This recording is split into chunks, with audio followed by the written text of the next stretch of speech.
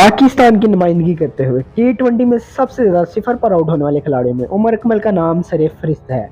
Pakistani cricket team के middle order बल्लेबाज उमर अकमल साल 2009 में डेब्यू किया और 79 इनिंग्स में सबसे ज्यादा 10 बार सिफर पर आउट होने का मनफी एजाज अपने नाम किया।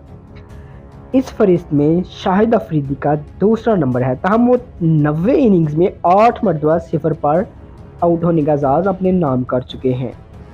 इसी तरह दीगर खिलाड़ियों में उमर अकमल के बड़े भाई और साबिक विकेट कीपर बल्लेबाज कामरान अकमल का तीसरा नंबर है, जिन्होंने 53 इनिंग्स में 7 बार, जबकि चौथे नंबर पर प्रोफेसर मोहम्मद हफीज हैं, जो इस एजाज में कामरान अकमल के हम पल्ला हैं।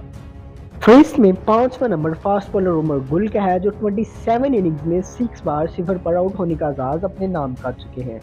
इसी के साथ अपने मेज़बान नबी रहमान को इजाज़त दीजिएगा। वीडियो अच्छी लगे तो लाइक और शेयर कीजिएगा और चैनल को सब्सक्राइब कीजिएगा। अल्लाह हाफ़िज़।